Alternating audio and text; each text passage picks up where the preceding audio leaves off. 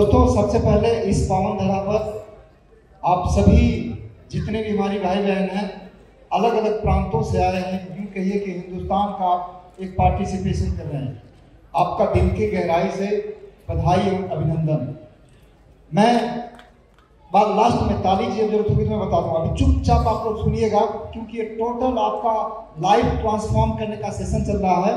इसके बाद अभी जस्ट डीके सर ने कुछ बताया था कि एक गुड टीम का निर्माण कैसे करें। दोस्तों, गलतियां मत करिएगा आप लोग, जो गलतियां हम लोगों ने किया है। आपको एक रेडीमेड रेसिपी मिल रही है, जस्ट उसी को अप्लाई कर लीजिएगा। सभी लोग राइट डाउन करिएगा, लिखेंगे सारे लोग, चलेगा? यस। जितने लोग आ चुके हैं, एक निवेदन है कि कृपया अपने लाइन में आप इधर उधर चलना मत शुरू करिए, और पीछे से जो लोग खड़े हैं जगह जगह से आप लोग रुक जाइए। जो लोग आ रहे हैं बस उन्हीं को अलाउ करिए, बाकी लोग चुपचाप शांति से बैठे रहिए। बहुत ही ये निर्णायक सेशन चलने जा रहा है, चलेगा ना?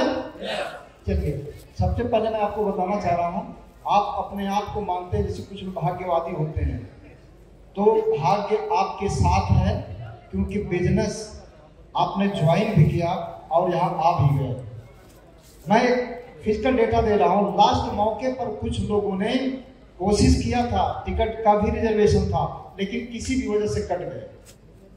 आप लकी हो कि इस धरती पर हो। मैं आपको जानकारी के लिए बता दूं, हिंदुस्तान में मैंने जो देखा है सर, इकलौती यूनिवर्सिटी है ये जो कि अलग अलग कैटेगरी के लोगों को सबसे ज्यादा करोड़पति पैदा की है। इकलौती यूनिवर्सिटी है जहां आप तालियां बजा सकते हो, सारे लोग बजा सकते हो इस मुद्दे पर कि आप भारत की सबसे ज्यादा फ्रूटफुल इंडस्ट्री में आज उस जगह पर हो जिसका एक ट्रैक रिकॉर्ड सबसे आगे। दोस्तों, मैं सबसे पहले अपना परिचय दूंगा। My self Suresh Yadav, by profession मैं गवर्नमेंट टीचर हूँ।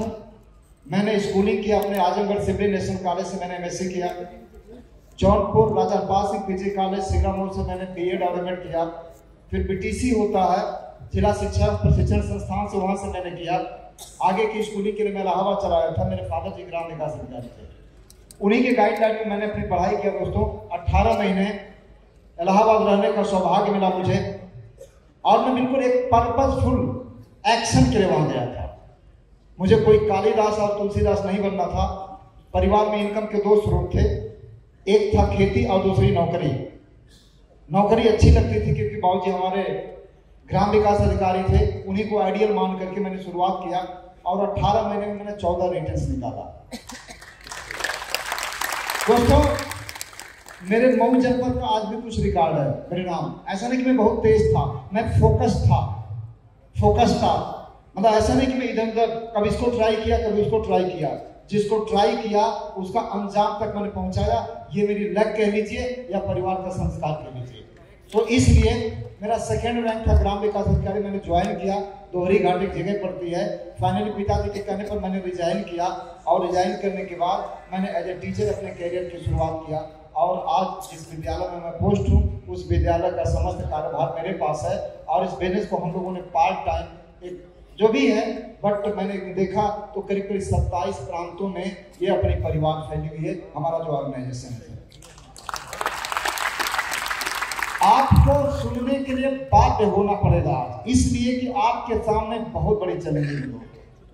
मैं आज वही बात करूंगा कि आप अपने जिंदगी में जो सपने हैं ना, उस सपनों को लिखिए। वो कैसे सपने होने चाहिए?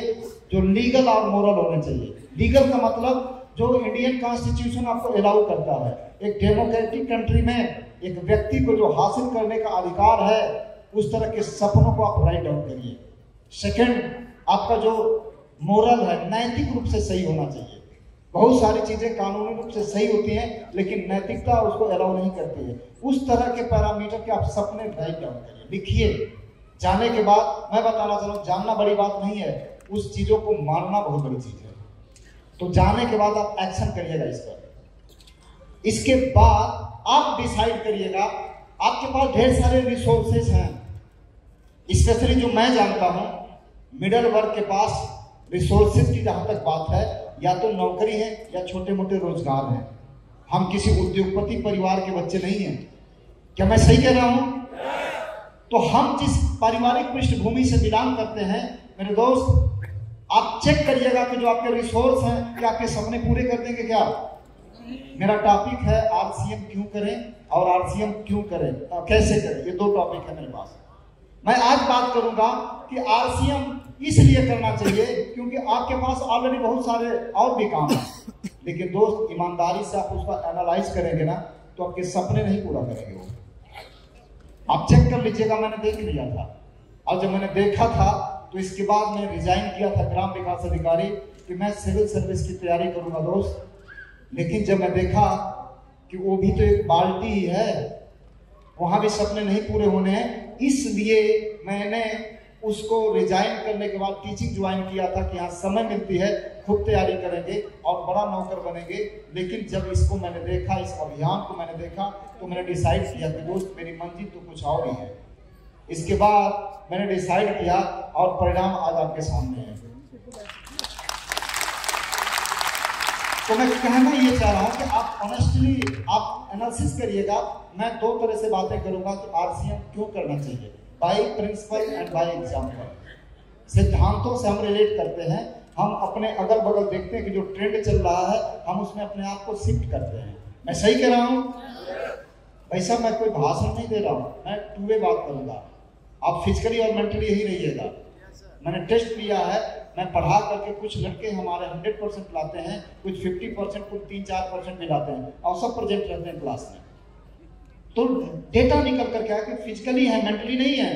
तो दोस्त आपको फिजिकली रहना पड़ेगा, नहीं तो आपका जो 2-3 दिन का समय है वो किसी काम का नहीं होगा। इसलिए फिजिकली और मेंटली दोनों रहिएगा प्लीज। तैयार है आप? तो मैं कहना यही चाह रहा हूं मेरे दोस्त कि इसकी जरूरत क्यों पड़ी। बाय प्रिंसिपल में बात करता हूं। एक शब्द आप लोग नोट करिएगा इसको, फ्रेंचाइजर, फ्रेंचाइजी एंड वर्कर। ये 3 शब्द है, 3 से मैं इसको भी बताऊंगा कि आप किस श्रेणी में आते हैं और सपने किसके पूरे होते हैं। अगर आपको लगेगा कि आप जिस श्रेणी में हैं वहां से सपने पूरे हुए हैं तो आपके भी हो जाएंगे, फिर इसकी जरूरत ही नहीं है। अब आप देखिएगा, एक एग्जांपल मैं ले रहा हूं, IOC, Indian oil corporation.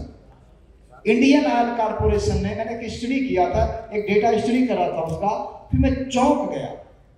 Study किया था कि लेटेस्ट आप गूगल पर डालिएगा how many outlets of IOC, आ जाएगा 34,000, 34,445 इसके आउटलेट्स हैं इंडियन ऑयल कॉर्पोरेशन के, मतलब पेट्रोल पंप हैं इतने पूरे इंडिया में। बाय प्रिंसिपल में बात कर रहा हूं, सिद्धांतों को समझिएगा, फिर अप्लाई करेंगे तो आपका भी लागू हो जाएगा उसका कि आप कहां जा रहे हैं।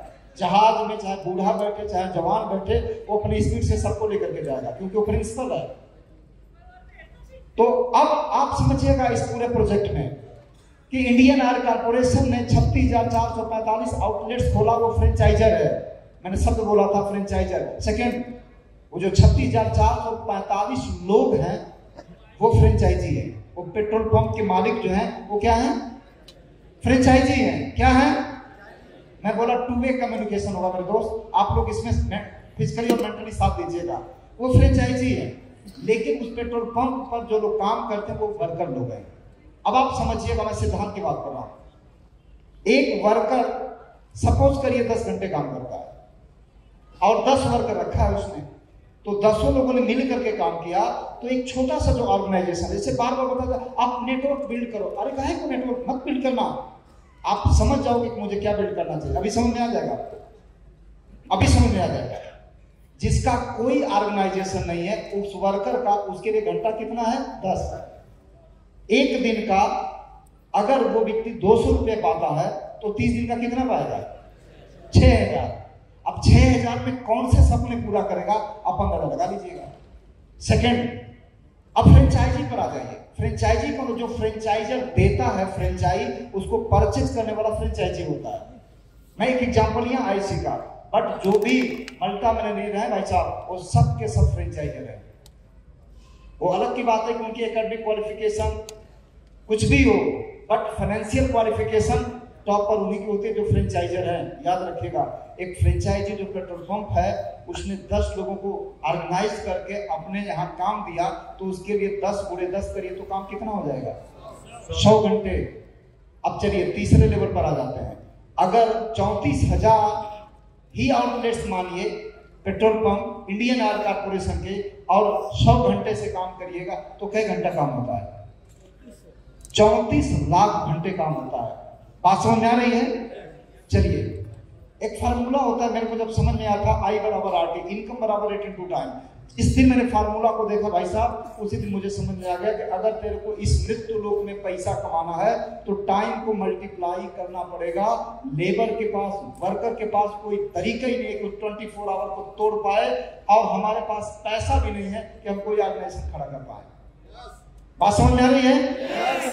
अब आप समझिएगा, पेट्रोल पंप के लेबर की इनकम 6000, पेट्रोल पंप के मालिक की इनकम लगभग 6 लाख, और इंडियन ऑयल कॉर्पोरेशन की इनकम 200 करोड़ पर डे की।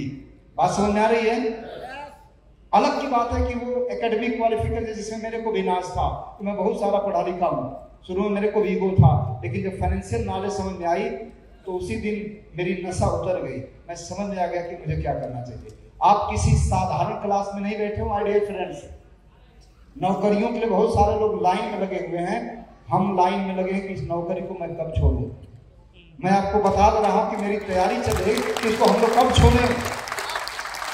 जिंदगी को जिस दिन जीने का तरीका सीख लेंगे उस दिन समझ में आ जाएगा कि अल्टीमेट उद्देश्य क्या है। ये है बाई प्रिंसिपल। तो प्रश्न है कि इंडियन ऑयल कॉर्पोरेशन से आपके आरसीएम का क्या संबंध है? बहुत गहरा संबंध है। अभी मैं बता रहा हूं। जिस दिन आपने आरसीएम ज्वाइन किया उसी दिन आपको 45% की पार्टनरशिप मिल गई। उसी दिन 45% की पार्टनरशिप मिल गई। प्रश्न क्या है, आप जाइएगा तो उसमें लिखा है कि हम मालिक हैं, है कि नहीं? अब आप बताइए, फ्रेंचाइजर के पास अथॉरिटी है फ्रेंचाइजी देने का, क्या लेबर के पास है? क्या आरसीएम जिस दिन आपने ज्वाइन किया उसी दिन आपको अथॉरिटी मिल गई फ्रेंचाइजी देने का। अब आप बताओ, आप आरसीएम जिस दिन ज्वाइन किया उस दिन आप क्या हो गए? फ्रेंचाइजर। क्या हो गए? इंडियन ऑयल कॉर्पोरेशन फ्रेंचाइजर है और आरसीएम ज्वाइन जिस दिन आपने किया उसी दिन आप क्या बन गए? अमीर कौन है? लेबर की फ्रेंचाइजर। आज के बाद टर्मिनोलॉजी चेंज करिएगा। आप फ्रेंचाइजर हो, आपके पास अधिकार है, अलग की बात है कि आप उसका ज्ञानी नहीं है। अब आप दीजिए फ्रेंचाइज। कहां दीजिए? पूरी इंडिया खाली है, 550 जनपद हैं आपके पास। हुंडई आकर के कोरिया से इंडिया में दे रही है, हम अपने पड़ोसी को नहीं दे पाते। भाई साहब, हम लोगों ने समय बचा बचा के चुरा करके गुजरात में, कभी पंजाब में, कभी सुल्तानपुर, कभी मैंने वो जितना समय हो सकता था उतना मैंने लोगों के फ्रेंचाइज देने में शुरू किया, क्योंकि मैं फ्रेंचाइजर था, ये मेरे को समझ में आ गया था। अब आप बताइएगा, मान लीजिए लाखों की टीम है, 10,000 लोग अगर 1-1 घंटे काम करते हैं तो 10,000 घंटे पर डे काम हो रहे हैं कि नहीं? अब आप बताइए कि मैं 24 घंटे काम करता हूं, यहाँ पर मैं 10,000 घंटे काम पर डे हो रहे हैं, तो पैसा यहाँ से आएगा कि नहीं? तो प्रश्न ये है कि यहाँ पर आरसीएम बिजनेस जिस दिन आपने ज्वाइन किया उस दिन आप फ्रेंचाइजर हो गए, और जिसको भी ज्वाइन कराए वो क्या हो गया? क्या हो गया? तो आप किसी को भी दीजिएगा तो फ्रेंचाइजर बना रहे हैं, इसको याद रखिएगा। सेकंड टॉपिक है कैसे करें। इसमें देखिए 2 जगह से कनेक्ट करना पड़ता है मेरे दोस्त। 2 जगह से अगर जो कनेक्ट है वही चलाएगा, otherwise later or sooner you will be destroyed. आप खत्म हो जाएंगे, खत्म हो आरसीएम बिजनेस से आपका अस्तित्व खत्म हो जाएगा। एक कनेक्शन करना पड़ेगा आपका प्रोडक्ट से। पहला कनेक्शन आपको कहां से करना पड़ेगा? प्रोडक्ट से। ये टॉपिक है मेरे कि आरसीएम बिजनेस कैसे करें। सेकंड, आपको कनेक्शन करना पड़ेगा सिस्टम से। याद रखिएगा सर, और आपको याद रखना है सबसे बड़ी चीज कि जो व्यक्ति 2 जगह से कनेक्ट हो गया वही चलेगा, प्रोडक्ट और सिस्टम। प्रोडक्ट का मतलब कि कंसिस्टेंसी का कोई ले लीजिए, कम से कम 5000 होना चाहिए, बाकी आपकी मर्जी। इसके बाद सिस्टम का मतलब BYFUZ, book, tech, function, upline और जूम। इसको डेली ये ट्रेंडिंग वर्ड बन गया आज के डेट में। इसके बाद आप एक लेयर बनाइए। आप जो है 25, 50, 100 लोगों को जोड़िए, सब लोग नहीं समझेंगे, उसमें से 5A में 5B में कम से कम लोगों को आप छांट लीजिए, उनको आप कनेक्ट करा दीजिए। ये प्रोडक्ट और सिस्टम से ये आपकी फर्स्ट लेयर हो गई, यानी वो आपके बच्चे हो गए। देखिए सर ने बताया। इसके बाद उन बच्चों के जो बच्चे होंगे वो आपकी सेकेंड जनरेशन होगी, आपके नाती पोते हो सकते हैं। उन बच्चों को सामने रख के कि उन नाती पोतों की परवरिश कराइए। आपका वही है जो प्रोडक्ट और सिस्टम से कनेक्ट है। मेरी बात समझ आ रही है? वही समझ पाएंगे कि हमारे पास क्या मिला है। इसके बाद आप कल्पना करिएगा, ये जनरेशन टू जनरेशन फैलता चला जाएगा, बढ़ता चला जाएगा। मेरे दोस्त, टाइम मात्र 20 मिनट की मेरे पास थी, मेरा समय पूरा हुआ। और भी बहुत सारी चीजें आपको लेना, लेकिन नोट्स जरूर तैयार कराइएगा मेरे दोस्त। अभी ताली नहीं, बस एक मिनट और समय लगा, एक मिनट और समय लगा। जा करके इसका नोट्स तैयार कर लीजिएगा। आपके पास क्या चीज है इसको समझिएगा। आप सब लोग एक साथ सब लोग बोलिएगा फ्रेंचाइजर। जो मैं बोला ना, फ्रेंचाइजर मतलब वो जितने अमीर लोग हैं सब फ्रेंचाइजर हैं। आप क्या हैं? आप सब क्या हैं? तो फ्रेंचाइजर अमीर बनता है, अमीरी का लाइसेंस आपको मिला। अब आपके हाथ में 3 लोगों को सेट करना पड़ता है, अपना, कंपनी और सिस्टम। कंपनी और सिस्टम सेट है, अपने आप को बस सेट करना है। जो इनलाइनमेंट हो गया उसका काम चल गया।